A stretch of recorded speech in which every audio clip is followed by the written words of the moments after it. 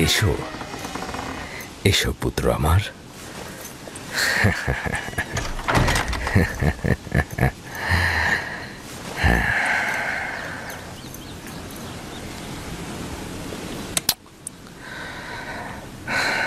তোমার সম্বন্ধে আমি যা অনুমান করেছিলাম সেটাই সঠিক। প্রিয় পুত্র আমার, তোমাকে আমি সুসংবাদ দিচ্ছি যে ভবিষ্যতে তুমি অনেক উঁচু মাকামে পৌঁছাবে, আর ভবিষ্যতে তুমি তোমার ভাইদের নেতৃত্ব দেবে।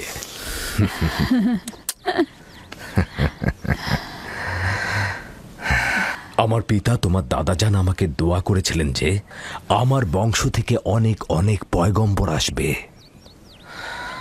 সবসময় আমার মন জানতে চায় যে আমার রেসালাতের উত্তরাধিকারী কে হবে। আশা করছি যে আমি যা ভাবছি তুমি তাই হবে। খোদা তাআলা তোমাকে সকল পাপাচার ও বিপদ থেকে রক্ষা করুক। সম্ভবত তুমিই সেই যার জন্য আমরা অপেক্ষায় ছিলাম। আব্বাজান, রিসালাত মানে কি? আমার খাবার ও পোশাক প্রস্তুত করো।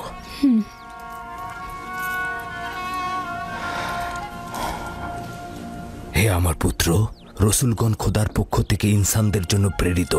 তারা ইনসানদের স্বাধীন পথ, হেদায়েত কামেল ও খোদার দিকে ধাবিত করেন। তুমি তোমার স্বপ্নের কথা আর কাউকে বলবে না, বিশেষত তোমার ভাইদের। কেন আব্বাজান?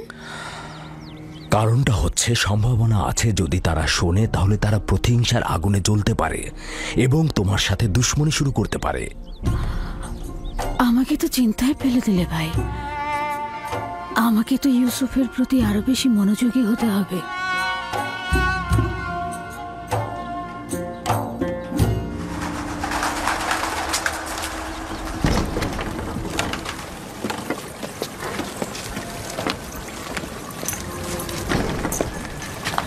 যদি অনুমতি দাও, ইউসুফকে আমি এখন বাড়ি নিয়ে যেতে চাই। হ্যাঁ, নিয়ে যাও। ইউসুফের দিকে লক্ষ্য রেখো। খোদা তোমাদের হেফাজত করুক। ভালো থাকবেন আব্বাজান। খোদা তোমার সহায় হোক। সতর্ক থেকো আমার পুত্র। রাতে যখন ফিরবে ইউসুফকে আবার নিয়ে আসবো।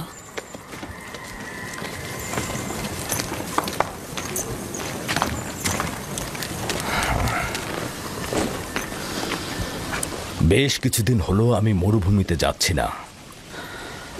সন্ধ্যায় বাচ্চাদের সঙ্গে ফিরব। আমাদের সন্তানগণ ভাবছে তাদের প্রতি তোমার মনোযোগ কমে গেছে। চিন্তা করো না, আমি চেষ্টা করব তাদের এই মানসিকতা দূর করতে।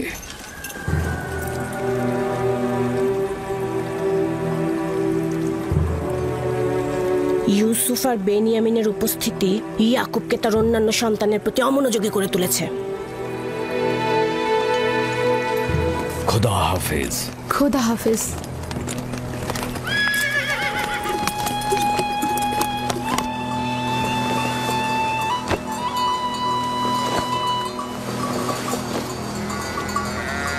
আমরা তো সবসময় নিজেদের খাবার সঙ্গে নিয়ে আসি, আপনি শুধু শুধু কষ্ট করতে গেলেন কেন? তার মানে কি আমার অধিকার নেই যে আমি আমার পুত্রদের জন্য খাবার নিয়ে আসি? অধিকার কি নেই কোনো দিন তাদের সঙ্গে কাটাবো? আপনার আগমনের চাইতে আর কোনো কিছুই আমাদের কাছে আনন্দদায়ক নয়। আপনার আগমনের পূর্বে আমরা মাতম করছিলাম। আমরা কেউই আসলে হাসার মতো অবস্থায় ছিলাম না। কেন? তোমাদের কি হয়েছে আমাকে বলো। আসলে হয়েছে কি আব্বাজান, আমরা অনুভব করছি যে আমাদের প্রতি আপনার মনোযোগটা কমে গেছে। আমাদের ধারণা ইউসুফ আর তার ভাইয়ের প্রতি আপনার মনোযোগ বেশি। কিন্তু আমি তো শুধু তোমাদের কারণে ইউসুফকে তার ফুপু ফায়েকের কাছে পাঠিয়েছি। শুধু তোমাদের কারণেই, যাতে তোমাদের আম্মাজান তোমাদের চাইতে ইউসুফের দিকে অধিক মনোযোগী না হন। কিন্তু তাতেও তো কিছু হয়নি। আম্মাজান তো এখন বেনিয়ামিনকে আগলে রাখছে, আর ইউসুফ তো ফুপু আম্মার কাছে ভালো ভালো খাবার, পোশাক এসব পাচ্ছে।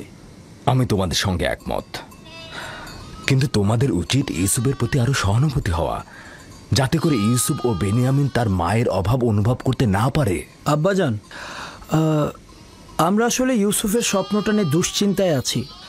আমরা খানদানে শক্তিশালী পুরুষ, আমাদের বংশের সব ধরনের দেখভালের দায়িত্ব আমাদের, সকল কষ্টের কাজ তো আমাদের ঘাড়ে। তাহলে ইউসুফ কি করে আমাদের উত্তরাধিকারী হয়? হ্যাঁ, কিন্তু ইউসুফের স্বপ্নের ব্যাখ্যা তো ভিন্নও হতে পারে। ইউসুফকে এটা বলেনি যে তার হাতের লাঠি একটা গাছ হয়ে গিয়েছিল আর সেই গাছ তোমাদেরকে ছায়া দিয়ে ঢেকে দিচ্ছিল। এটাও তো হতে পারে যে এই স্বপ্নের অর্থ হলো ইউসুফ তার সকল ভাইকে অনেক বেশি ভালোবাসে, অথবা এটাও তো হতে পারে যে ইউসুফের সকল নেক আমল তোমাদের দিকে ঝুঁকে পড়বে, অথবা সে মেহেরবান হয়ে তার ভাইদের অনেক ভালোবাসবে। হ্যাঁ, আপনি হয়তো ঠিকই বলেছেন আব্বাজান। প্রকৃতপক্ষে আমরা যে ব্যাখ্যাটা করেছি সেটা হয়তো ভুল হতে পারে, কি বলো? হ্যাঁ, হতে পারে আমরা ঠিক বুঝতে পারিনি। তার মানে ইউসুফ আপনার উত্তরাধিকারী নয়? আমার উত্তরাধিকারী স্বয়ং খোদা তাআলা স্থির করবেন, সেটা তোমাদের মধ্য থেকে উত্তম কাউকে। তোমাদের এটা নিয়ে চিন্তা করার কোনো দরকার নেই। ইউসুফ ও বেনিয়ামিন হচ্ছে তোমাদেরই ভাই, তোমাদের দুশমন নয়। আমি তোমাদের সবাইকে ভালোবাসি। তোমরা একে অপরকে ভালোবাসবে যেন খোদা তাআলা তোমাদেরকে ভালোবাসে, আর তোমাদের কাছে আমার এটাই চাওয়া। হে আমার খানদানের মহৎগণ, তোমরা আমার আশা ও ভরসা। আমি সব সময় অনুভব করেছি যে তোমাদের উপর হেলান দিয়ে আমি উষ্ণতা পাব। তোমরা হলে সাহসী যোদ্ধা। তোমাদের উপস্থিতি তো ইয়াকুবের দিলকে কখনো দুশ্চিন্তায় মশগুল করতে পারবে না। আব্বাজানকে যে কষ্ট আমরা দিয়েছি সেজন্য আমরা ক্ষমা চাইছি আব্বাজান।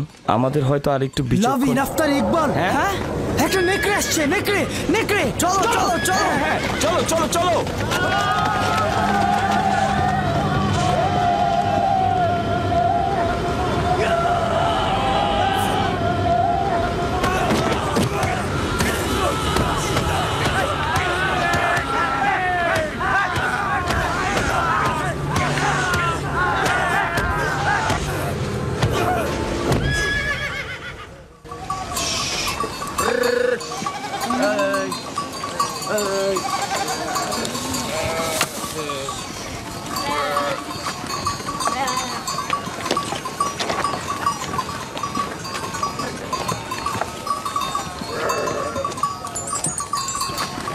এটাকে কে হত্যা করলো? আমরা সবাই মিলে এটাকে মেরেছি। আমাদের ভেড়ার পালের উপর এই নেকড়েটা আক্রমণ করেছিল, আমরা সবাই তাকে পিটিয়ে মেরেছি। নেকড়েটা যদি তোমাদের উপর হামলা করত? তার আগেই আমরা ওটাকে শেষ করে দিয়েছি। সে যাই হোক, খোদা আমার এই পাগল আর ভয়হীন বাচ্চাদের কল্যাণ করুক। আপনিও নিশ্চয়ই এতে অংশগ্রহণ করেছিলেন? আমাকে তোরা হস্তক্ষেপ করার ফুসরতি দেয়নি। আমি উঠে বসার আগেই তোরা একদম নেকড়ের কাজ খতম করে দিয়েছে।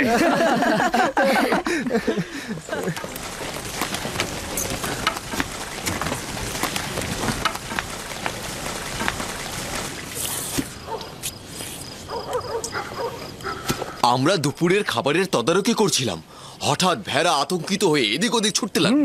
তারপর একটি বড় নেকড়ে হামলা করলো, আর সঙ্গে সঙ্গে আমরাও তার উপর হামলা করলাম। এটা তো অনেক বিপজ্জনক কাজ। এত বিপদের মধ্যে তোমরা কেন গেলে? এটা তো খুবই সহজ হিসাব। নেকড়েটা আমাদের ভেড়ার উপর হামলা করেছে, আমরা ওর উপর হামলা করেছি। যার কাছে যা ছিল তাই দিয়ে হামলা করেছি। লাঠি দিয়ে, পাথর দিয়ে থেতলে দিয়েছি। প্রথম তো আমি লাঠি দিয়ে আঘাত করলাম, তারপর লাভি পাথর দিয়ে আঘাত করলো। পালাবার কোনো সুযোগই দিলাম না। আমার দিকেও তেড়ে এসেছিল, কিন্তু আমি যদি ভয় পেতাম তাহলে আমাকেই হামলা করতো। ইস, আমি যদি থাকতে পারতাম। আব্বাজান, আমাকে অনুমতি দিন, আমিও ভাইদের সাথে মরুভূমিতে যেতে চাই।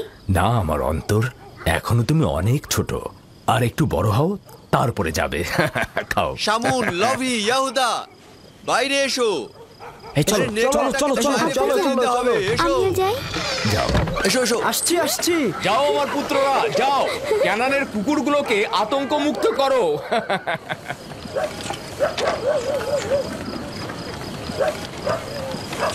আব্বাজান আজকে মরুভূমিতে যেয়ে বলল যে কেন তোমরা ইউসুফের স্বপ্নকে ভাইদের উপর নেতৃত্বের ব্যাখ্যা করছো। স্বপ্নের ব্যাখ্যা তো এটাও হতে পারে যে ইউসুফের ভালোবাসা তার ভাইদের প্রতি আরো বেশি হতে পারে।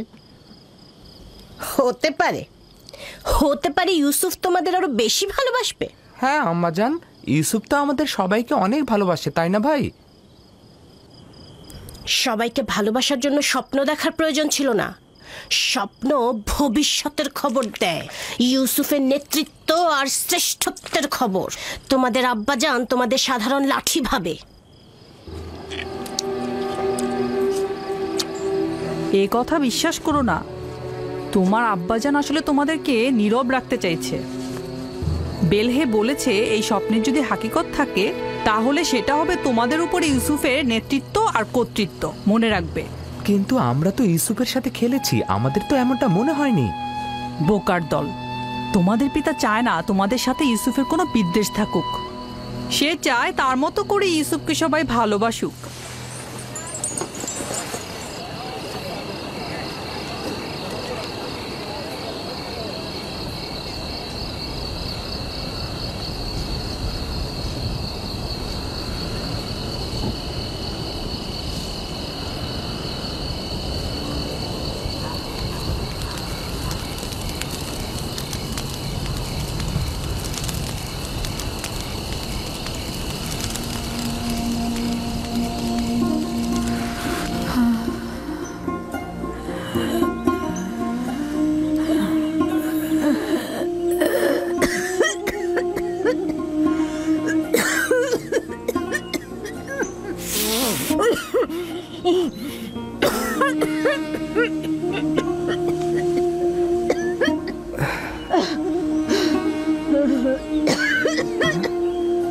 ফুফুজান,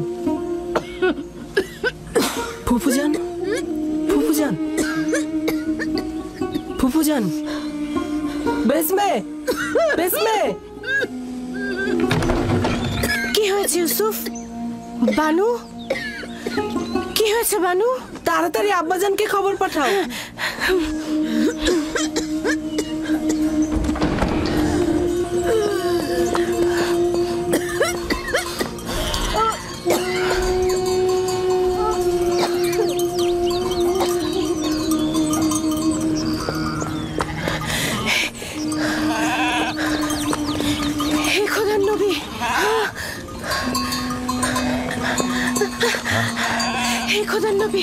আপনার বোন ফাইকের অবস্থা ভালো না, তাড়াতাড়ি আসুন, তাড়াতাড়ি আসুন।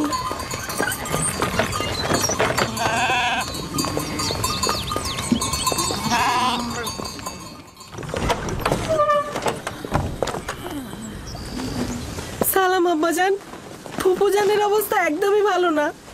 বোন আমার, কি হয়েছে তোমার?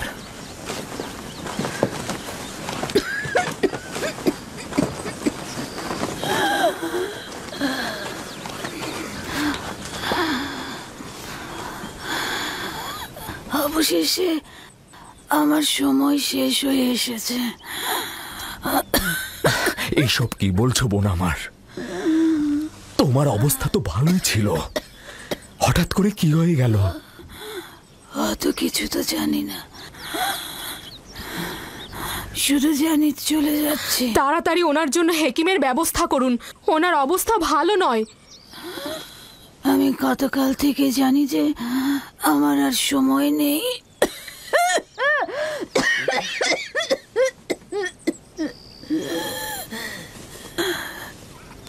তোমরা সবাই আমার কথা শোনো। গতকাল যখন বাড়ি থেকে চলে আসার জন্য পিড়াপিড়ি করছিলে, তখনই আমার বোঝা উচিত ছিল। এই দুনিয়ায় আমার কিছুই নেই, যা আছে ইউসুফকে দান করে যাচ্ছি এবং আমি তার কাছে ক্ষমা প্রার্থনা করছি। তোমার কাছেও ক্ষমা প্রার্থনা করছি। এই 4 বছর মিথ্যা অপবাদ দিয়ে ইউসুফকে আমার কাছে রেখেছি। খোদা তাআলা আমাকে ক্ষমা করো, তোমরা আমাকে ক্ষমা করো।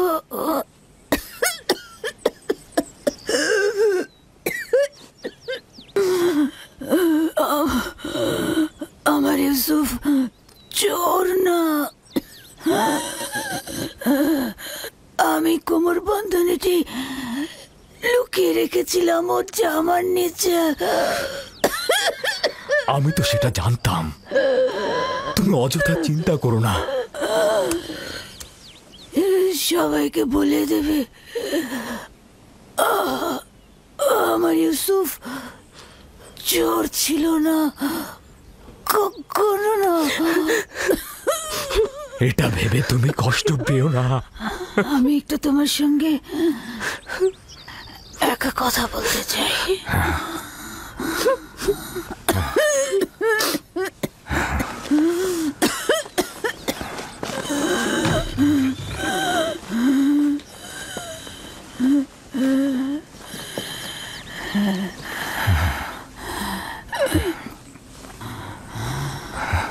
ইউসুফ, খোদার আয়াত সমূহের মধ্যে একটি আয়াত এভাবে কারোর জন্য নিয়ামত রহমত, কারোর জন্য ক্ষতি ও লোকসান। আমি পরশ্রী কাতরতা বিদ্বেষ দেখতে পাচ্ছি। ইউসুফের দিকে লক্ষ্য রেখো, সে নবুয়তের পথে রয়েছে।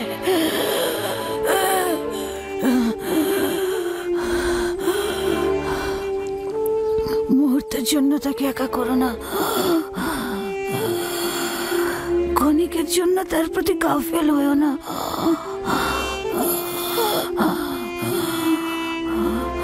তাকে নিজের সঙ্গে ঘুম পাড়াবে, কোথাও একা পাঠাবে না।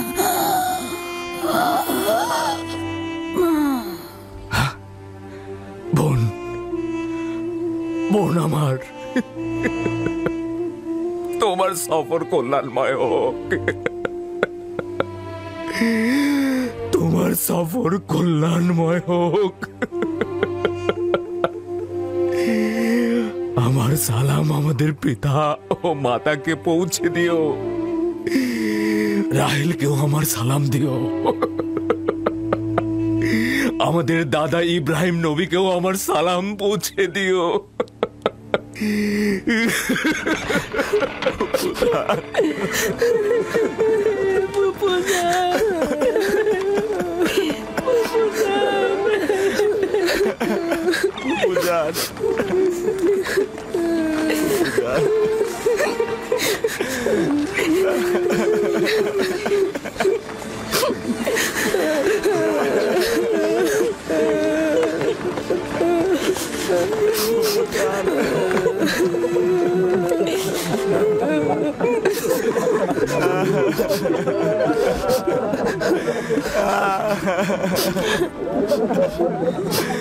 বুঝান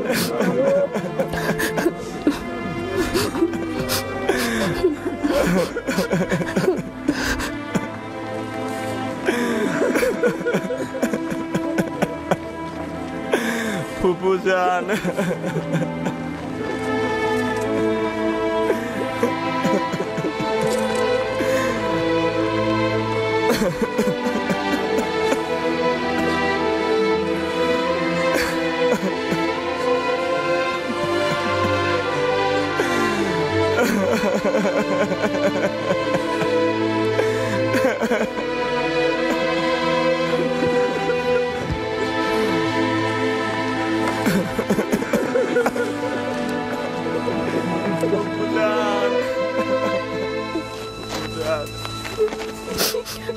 এক খোদা ভিন্ন অন্য কারো কাছে প্রার্থনা করো না, এবং শুধুমাত্র তার কাছে আশ্রয় চাও। যা কিছু চাও শুধু তার কাছে চাও। আর সকলেই অক্ষম, আর তিনি শক্তিশালী। সব ধরনের চাহিদা, তোমাদের ভেতরের অন্তর্নিহিত অর্থ তার কাছে পরাভূত। একমাত্র প্রত্যক্ষদর্শী এবং সকল ক্ষেত্রে যার উপস্থিতি, তিনি হচ্ছেন উনি। যদি সঙ্গী চাও তাহলে তিনিই হচ্ছেন তোমাদের সঙ্গী, তোমাদের অভিভাবক। যদি সংরক্ষক ও প্রহরী চাও তাহলে তিনিই তোমাদের তত্ত্বাবধায়ক। যদি নিয়ামত দানকারী চাও তবে তিনি তোমাদের নিয়ামত দানকারী এবং পরওয়ারদিগার। এবং যদি উপদেশ ও নসিহত চাও তবে তিনি তোমাদের উপদেশ দাতা ও উত্তরাধিকারী। যা কিছুই মাখলুকাতের কাছে অন্বেষণ করো তার সবকিছুই একজনের কাছে রক্ষিত। আফসোস, খোদা ভিন্ন যদি অন্য কারো কাছে হস্ত উত্তোলন করো তাহলে অগণিত মাখলুকাত অপমানিত হবে। যদি কাল বা পরশু কেয়ামতের দিন খোদাবন্ধ ইনসাফ সহ জাহের হন তাহলে তো অসংখ্য পর্দা ছিন্ন ভিন্ন হয়ে যাবে যদি তিনি ইনসাফ সহকারে সৃষ্টির দিকে নজর দেন। যদি কিয়ামতের দিন খোদাতালা মজলুমের আর্তনাদ শোনেন, তাহলে অসংখ্য গুনাহগার আমির ওমরা পাপি তাপি বন্দী হয়ে যাবে। অতএব আখেরাতের সফরের জন্য রসদ সঞ্চয় করো এবং কাল কিয়ামতের জন্য নিজেদের আমলকে সংশোধন করে নাও। ফায়েকের মতো সবাই সফরের জন্য প্রস্তুত হও, কেননা সকলকে এই পথেই যেতে হবে। চলো সবাই ফায়েকের আত্মার মাগফিরাত কামনা করে একসঙ্গে দোয়া করি। হে পরওয়ারদিগার, ফায়েকের রূহকে নেককার রূহদের সঙ্গে ও আপনার বন্ধুদের সঙ্গে পুনরুত্থান করুন। আমিন।